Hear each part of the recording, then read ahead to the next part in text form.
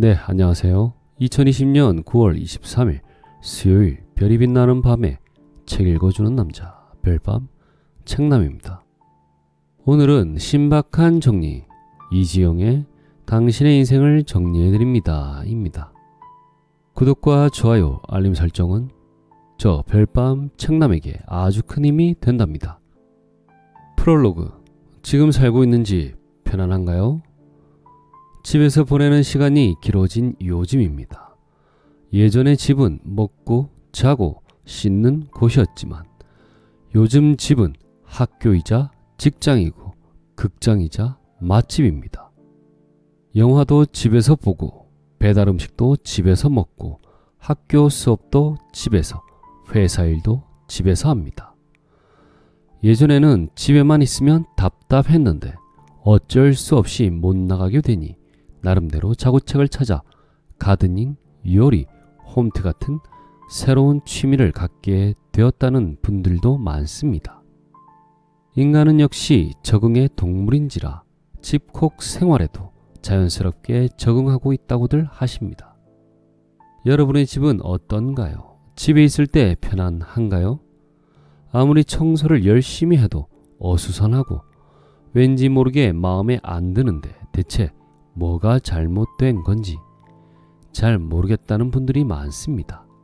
저것만 버리면 좋겠는데 혹은 이런 것만 사서 걸어 놓으면 훨씬 괜찮을 텐데 하는 것도 있을 겁니다.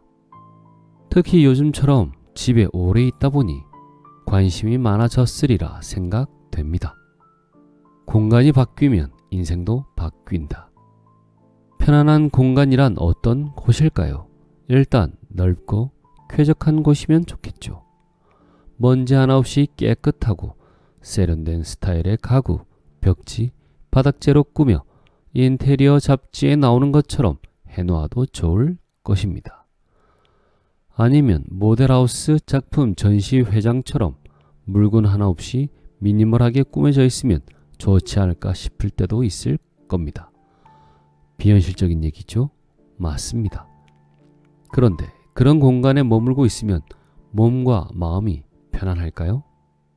공간 크리에이터인 제 생각은 조금 다릅니다. 저는 사람이 우선인 공간, 라이프 스타일에 맞고 사용하기에 가장 편리한 공간이 가장 좋은 공간이라고 생각합니다.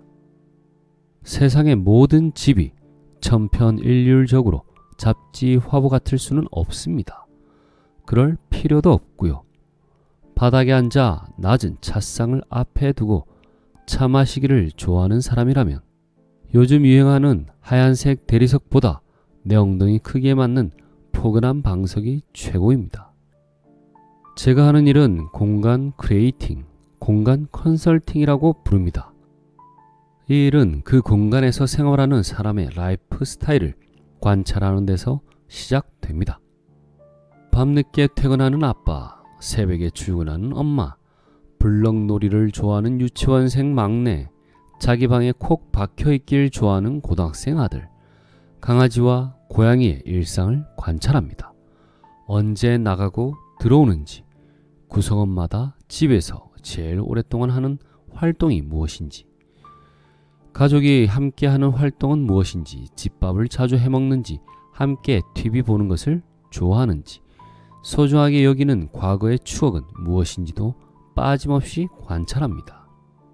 문제 해결이 안 될 때 역시 그곳에 머무는 사람의 라이프 스타일에서 실마리를 찾곤 합니다. 처음으로 절실히 느낀 집이라는 공간의 소중함. 제가 왜 이 일을 하게 되었는지, 무엇을 지향하고 언제 가장 기쁘고 보람찬지 말씀드리기 위해서 먼저 간단히 제 소개를 하겠습니다. 좀 쑥스럽지만 제 가정사 이야기도 잠깐 해드리겠습니다. 제가 고등학교 때 IMF가 터지면서 아버지 사업이 급격히 기울어 집안이 힘들어졌습니다. 경제적인 이유로 저희 가족은 어쩔 수 없이 뿔뿔이 흩어져 살게 되었죠. 저는 원래 하고 싶었던 미술 공부를 포기하고 빨리 취직할 수 있을 것 같아 유아교육과가 있는 전문대학에 진학했습니다. 가족과 떨어져 홀로 공부하며 방학 때도 알바를 하며 열심히 20대를 보냈죠.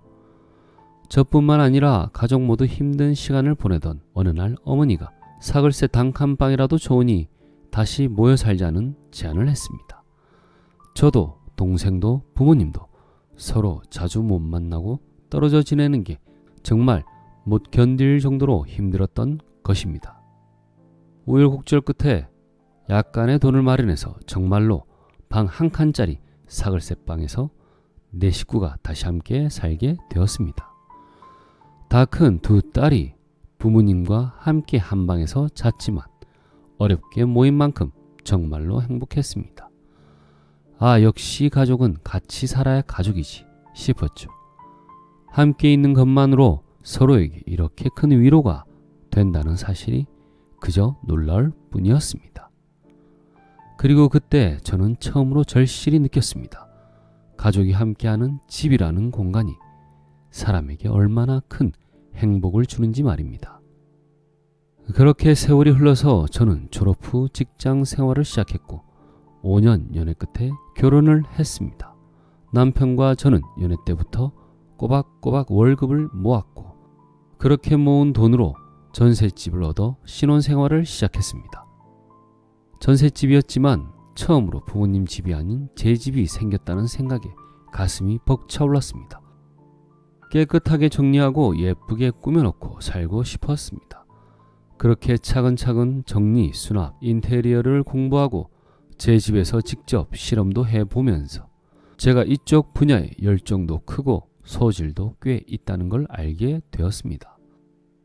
제 마음에 드는 원단을 사서 미싱으로 커튼을 만들어 걸고 싱크대 리폼이나 페인트 칠 등을 해보았는데 결과물이 꽤 괜찮았던 것이죠. 취미삼아 해본 것인데 어느새 주위에 입소문이 나기 시작했습니다. 워킹맘이자 남매맘인 제가 직접 체험해보고 실현해본 여러가지 인테리어 아이디어, 정리, 수납 노하우를 주위 사람들에게 알려주고 도와주다 보니 사업을 해보라는 이야기까지 듣게 되었습니다. 당시 저는 전공을 살려 15년 넘게 유아교육 일을 해왔고 40이 다 된 나이에 하던 일을 그만두고 새로운 사업을 시작할 용기도 확신도 선뜻 생기지는 않았습니다. 과거의 경력을 버리고 완전히 새로운 영역에 진입한다는 게 말처럼 쉬울까 걱정스럽기도 했습니다. 하지만 내가 더 좋아하는 일이 뭘까? 더 신나게 할 수 있는 일이 무엇일까를 고민해보니 다른 선택지가 없었습니다. 그 길로 저는 공간 크리에이터라는 제2의 커리어를 시작하게 되었습니다. 과거도 미래도 아닌 지금 이 순간의 행복. 그런데 이 일이 하면 할수록 너무 재미있고 일하면서 이렇게 즐거울 수도 있구나 할 정도로 좋아졌습니다. 넓든 좁든 제 도움을 받아 달라진 공간에서 사람들이 행복해지면 좋겠다는 생각이 더욱 커졌고 더 공부해서 더 잘하고 싶다는 욕심도 커졌습니다. 대체 무엇이 저에게 그런 자극을 주었을까요? 저는 공간을 정리하는 것이 곧 인생을 정리하는 것과 같다고 생각합니다. 공간이 바뀌면 기분이 달라지고 기분이 달라지면 매일 일상이 바뀝니다. 하루하루가 달라지면 결국 인생이 달라집니다. 정말 많은 분의 인생이 달라지는 것을 제 눈으로 똑똑히 확인했으니 어떻게 이 일이 재미없을 수가 있을까요? 과거에 대한 미련과 미래에 대한 걱정은 우리 머릿속에만 있는 것이 아닙니다. 머릿속이 복잡한 사람은 집도 복잡합니다. 아니, 집이 복잡해서 머릿속이 복잡한 것일 수도 있습니다. 어쨌든 집을 복잡하게 만드는 요소들을 가만히 살펴보면 대부분 과거에 대한 집착, 미련에 관한 물건이거나 혹은 미래에 대한 걱정, 불안으로 인해 지배들인 무언가입니다. 쓰지도 않을 게 뻔한데 사다 쟁여둔 물건들, 이미 한참 전에 떠나보냈어야 했던 물건들이 지금 이 순간에 내 행복을 망치고 있습니다. 공간을 바꾸는 일이 누군가의 인생을 바꿀 수 있습니다. 바꿀 수 있으니 결국 제 일은 책의 제목처럼 당신의 인생을 정리해드립니다가 아닐까요? 꽤 오래전의 일입니다. 한 번은 어느 의사 부부의 댁에 의뢰를 받고 찾아갔습니다. 부부가 모두 바쁘다 보니 집을 정리하고 관리할 물리적 시간이 절대적으로 부족했던 경우였죠. 정리하던 중 문 뒤에 숨겨져 있던 그림 한 점을 발견했습니다. 굉장히 멋진 그림이었는데 거기에 그림이 있었는지 아무도 몰랐던 것입니다. 그 댁의 아들은 그 그림을 처음 보고는 우와, 우리 집에 이런 멋있는 그림이 있었어? 하고 놀라더니 저희가 바꿔놓은 집을 보고 진심으로 감탄하면서 죽어가던 공간을 살려냈다고 말했습니다. 그 이야기는 아직도 제가 이 일을 왜 해야 하는지에 대해 생각할 때마다 방향이 되어주곤 합니다. 의사는 사람을 살리지만 저희는 공간을 살리는 셈이죠. 작은 변화로 인생 전체가 말끔히 정리되는 기적. 생각보다 많은 사람이 집이라는 공간을 아주 불편하게 사용하고 있습니다. 불편하지만 의식하지 못한 채 그저 공간에 자신들을 맞추고 사는 것입니다. 우리나라의 집 구조가 다 비슷비슷해서 그런 것일 수도 있지만 가장 큰 이유는 고정관념에서 벗어나지 못하기 때문입니다. TV와 소파는 거실에, 식탁은 주방에, 침대는 안방에 있어야 한다는 생각을 버리면 훨씬 더 많은 문제들이 쉽게 해결됩니다. 이 문제에 대해서는 앞으로 집중적으로 점검해 보겠습니다. 아, 집에 가고 싶다 하는 생각. 저만 이렇게 자주 하나요? 집은 언제든지 가고 싶은 곳이고 쉬고 싶은 곳입니다. 그런 만큼 그 안에 살고 있는 사람 위주로 생각해야 합니다. 물건을 새로 사든, 있던 물건을 버리든, 가구 배치를 바꾸든, 바닥이나 벽지를 바꾸든 사람과 쓰임에 맞춰야 합니다. 남들의 기준, 세상의 고정관념에 따라 설계된 공간에서는 절대 편안할 수 없습니다. 공간을 위해 나를 바꾸지 말고 나를 위해 공간을 바꿔 보세요. 사소해 보여도 생각보다 많은 것이 달라집니다. 작은 변화로 인생 전체가 말끔히 정리되는 기적, 지금부터 소개하겠습니다. 파트 1. 누구를 위한 집인가? 가장 중요한 것은 언제나 사람이다. 계속 머물고 싶은 집. 집은 세상 어느 곳보다 편안해야 합니다. 여러분과 맞지 않는 공간, 맞지 않는 물건에 억지로 여러분을 끼워 맞추지 마세요. 그런 채로 시간이 지나면 몸도 마음도 아파집니다. 앞서 말했듯이 코로나 시대의 집은 단순히 먹고 자고 씻는 공간이 아닙니다. 남에게 보여주기 위한 공간도 아닙니다. 집은 나와 가족에게 가장 편안한 공간, 오래 머물고 싶은 공간으로 행복한 삶을 담는 캔버스와 같습니다.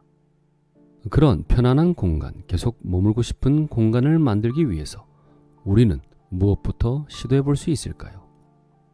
최근 집에 있는 시간이 늘어나면서 와, 우리 집에 버려야 할 물건이 이렇게 많았어? 하고 놀라는 사람이 많다고 합니다. 기억조차 못하는 물건들을 끌어안고 살았다는 사실을 처음 알게 된 사람도 많고요. 공간을 재구성하든 정리하든 머물고 싶은 공간을 만들 때 제일 먼저 할 일은 비우기입니다. 불필요한 물건들을 비워내야 공간을 확보할 수 있습니다. 비워야 할 물건이 많다는 것은 후회와 불안이 많다는 것. 가족이 함께 지내든 1인 가구로 혼자 살든 여러분의 공간은 현재입니다.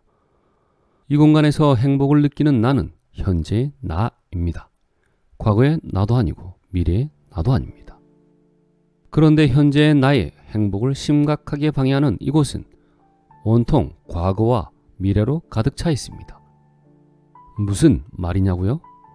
물건이 많은 집에 가보면 집주인의 머릿속, 마음속이 약간은 짐작이 됩니다.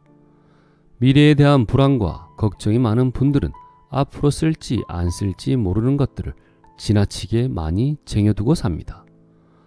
반대로 과거가 너무 많은 집에는 추억, 후회, 집착이 물건에 고스란히 반영되어 어지럽게 쌓여 있습니다. 과거에 집착하느라 혹은 미래가 불안해서 가지고 있게 된 물건들은 삶을 가둡니다. 짐더미에 갇혀 사는 사람은 현재의 행복을 온전히 누리지 못하고 현재의 삶에 충실할 수도 없습니다. 그러니 아무리 비싼 동네, 좋은 집에 살아도 만족하기가 어려워집니다. 여러분의 공간을 사랑하기 위해서는 일단 비우는 것부터 시작해야 합니다. 후회 없이 과감하게 잘 비우는 방법. 코로나19로 인해 많은 직장인들이 재택 근무를 하게 되었습니다. 저도 올해 유난히 홈오피스 의뢰를 많이 받았습니다.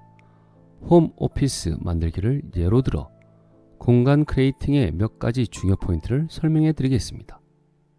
집에 안 쓰는 방이 10개쯤 된다면 모를까 보통 가정집에서 갑자기 방 하나를 전부 비우고 홈오피스로 만들기는 사실상 불가능합니다. 아이 방을 아빠 홈오피스로 만든다면 아이 방에 있던 그 많은 짐, 가구, 장난감, 옷, 책 등 어디로 보내나요? 말처럼 쉽지 않습니다. 집에 있는 물건들은 모두 유기적으로 연결되어 있습니다. 물론 보이는 부분만 대충 깔끔하게 정리해서 홈오피스로 만들 수도 있겠죠. 하지만 그런 일회성 정리는 얼마 못 가 다시 원래대로 돌아옵니다.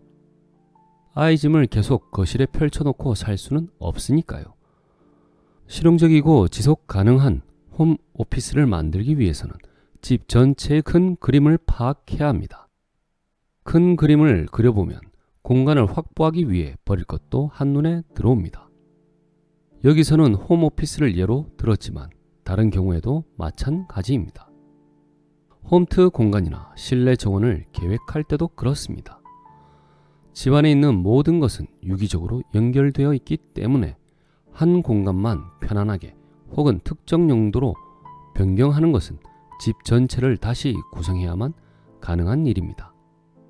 그리고 그 과정에서 비우기는 선택이 아닌 필수죠. 자, 사실 여기까지는 다 아는 얘기입니다. 누가 버릴 줄 몰라서 못 버리나요? 하고 반문할 수도 있는데 놀랍게도 버리지 못하는 분들이 꽤 많습니다. 엄두가 안 나서 뭘 버려야 할지 몰라서. 이유는 다양합니다. 잘 버리고 후회 없이 버리고 과감하게 버리려면 어떻게 해야 할까요? 팁을 하나 알려드리겠습니다. 제가 만나본 수많은 의뢰인들에게도 효과를 본 방법입니다. 저는 먼저 짐을 모두 밖으로 꺼낸 후에 그 공간에서 만들 수 있는 최상의 모습을 눈으로 확인시켜 줍니다. 그런데 짐을 꺼내는데도 방법이 있습니다. 종류별로 한 곳에 모아두는 것이 포인트입니다. 책이 많은 집에서는 방마다 들어찬 모든 책을 꺼내서 한 곳에 모읍니다. 옷이 많은 집도 옷장, 붙박이장, 서랍장마다 흩어져 있는 모든 옷을 꺼내어 한 곳에 모읍니다. 그러면 1차로 세상에 책, 옷, 그릇, 장난감이 이렇게 많았다니 하는 충격을 받습니다.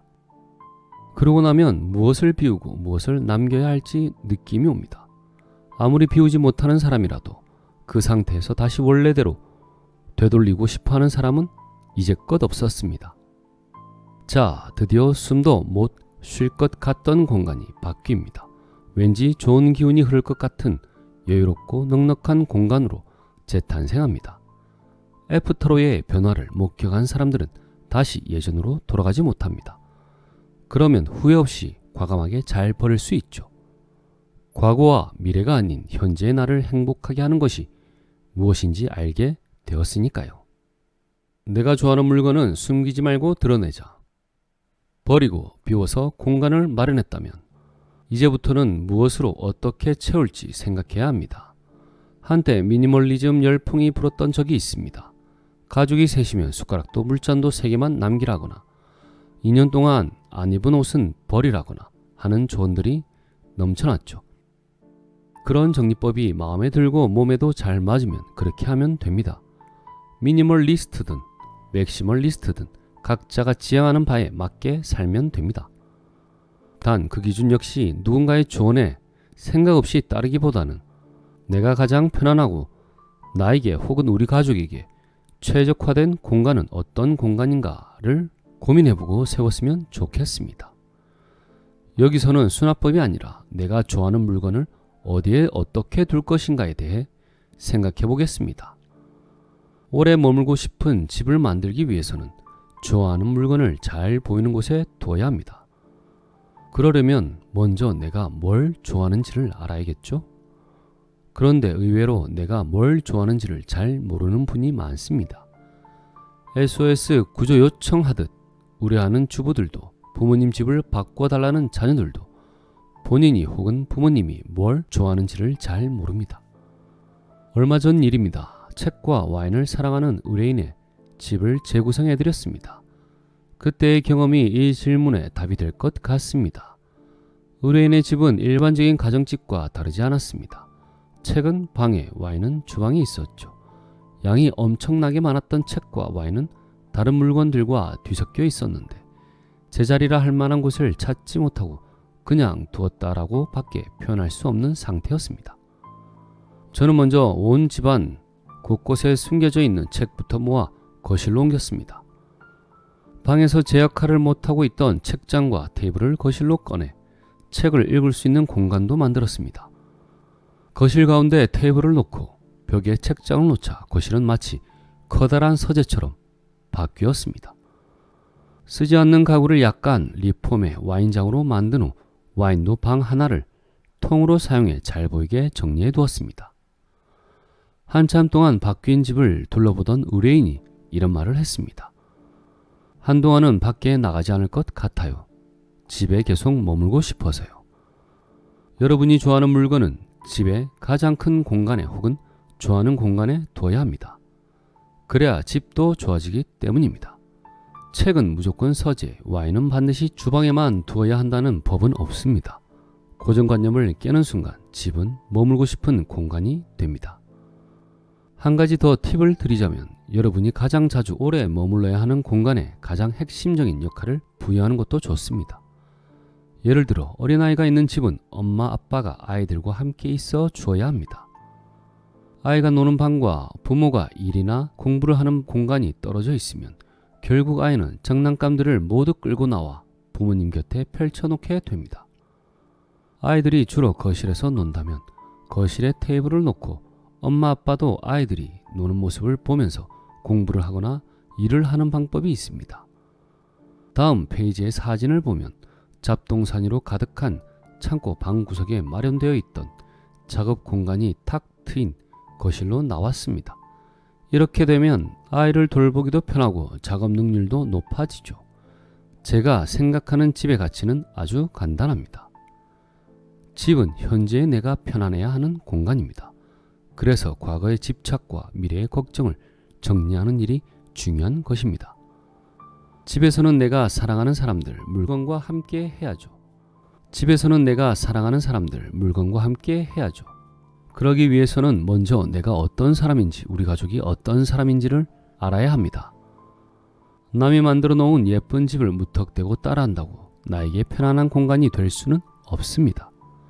예뻐 보일 수는 있지만 쓰임이나 효용은 그 공간을 사용하는 사람의 일상적 습관, 라이프 스타일, 더 나아가 인생관에 달려있기 때문입니다.